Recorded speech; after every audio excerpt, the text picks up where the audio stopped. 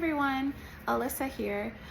Today I wanted to sit down and discuss with you all why I think Taylor Swift's The Eras Tour is a visual journey of self-reclamation. And so I'm going to break down how each era, every set change, every costume is contributing to her self-reclamation and the story that she's been writing since she came out with her debut album.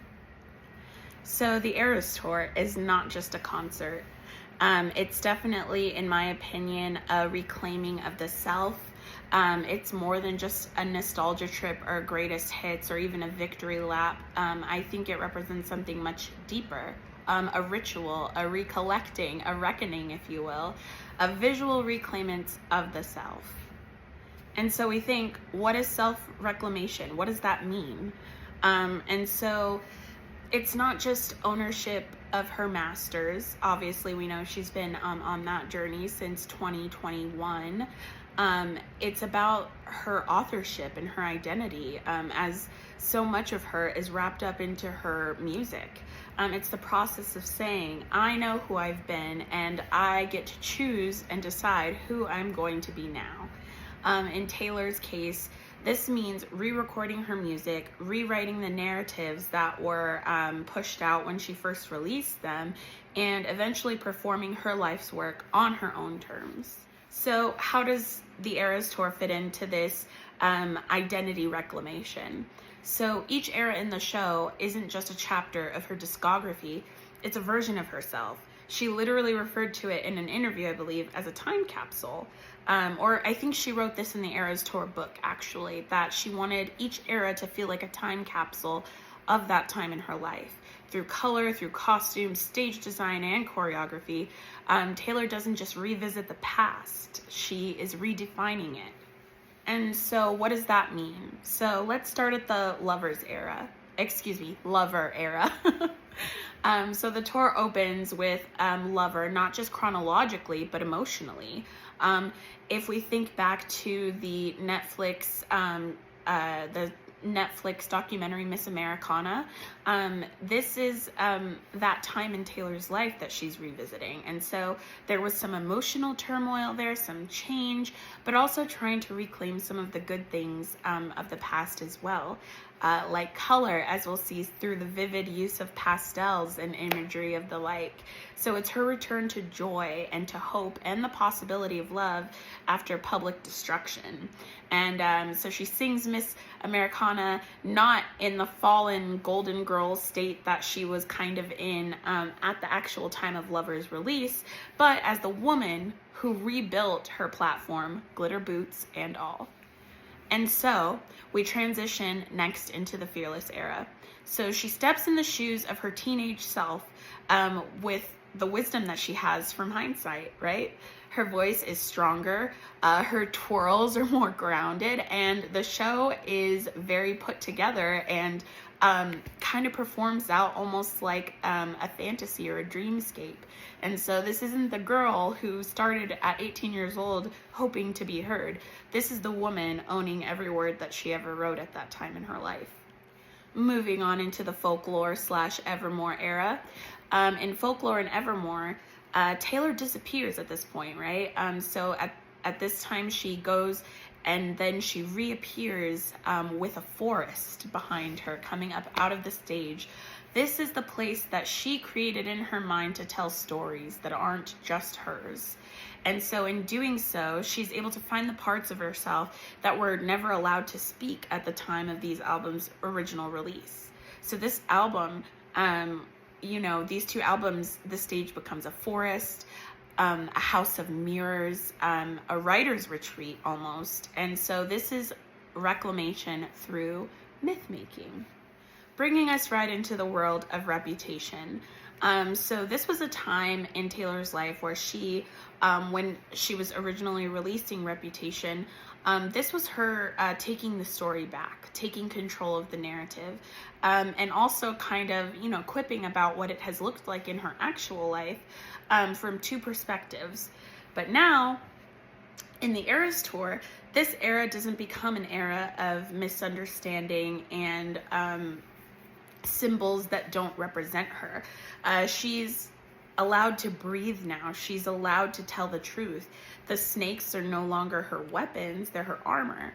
And she doesn't apologize, she commands. And so the crowd chants with us, with her, look what you made me do. But this time it's not about blame, it's about agency. And so she is taking agency in saying that this is how she chooses to move forward. So then you have all of these visual effects where Taylor is literally moving through liminal space and sometimes changing outfits in the dark. And so it's a reminder to the audience that self-reclamation is never linear. And so it's messy, it's layered, and there's going to be costume changes and contradictions. Or as Taylor herself might like to say, goddesses, villains, and fools in the fold. And so, in the Red era, another time capsule when she was young, instead of this era representing heartbreak, it represents fun and joy and something else she was never able to do at that time, which is tell the story exactly how it was from start to finish, which you see in her last song on that set, which is All Too Well, the 10-minute version. Then we have 1989. So we look at 1989 as Taylor, during the original release, this was her living kind of like her big city single girl taking on the world moment.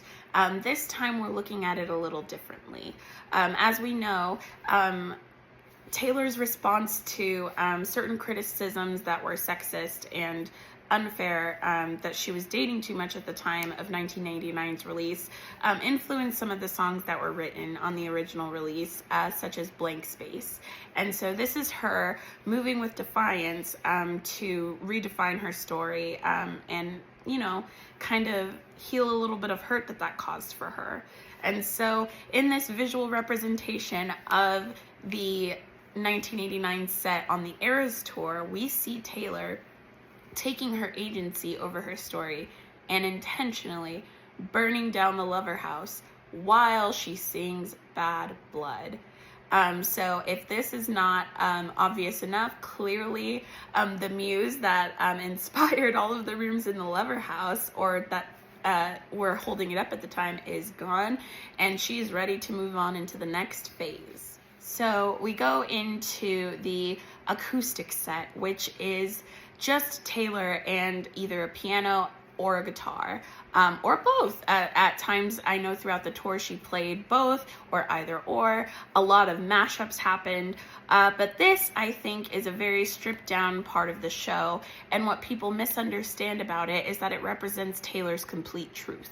And so this is a time where she is unfiltered. It's just her and her audience, and she's telling them exactly what she wants to tell them. And you can see that she speaks very well at this time through her mashups and song choices all throughout both legs of the tour. And this brings us to the Midnights era. So the reflection here is complete. She's looked at her past selves, every era, and not with shame, but with curiosity. This is the era of the mirrorball fractured. So she's no longer, broken pieces. She's a dazzling whole. It's me, hi, she sings. And so it's not an apology. It's an arrival, an acceptance of her as she is. And if you were lucky enough to catch some of the live streams of the tour or attend in person, you know that in the second leg of the tour, the European shows, Taylor added in the Tortured Poets Department, album number 11, secretly. And so this is definitely, as Taylor branded it, Female Rage the Musical, but it's also satire and closure, all staged like a funeral.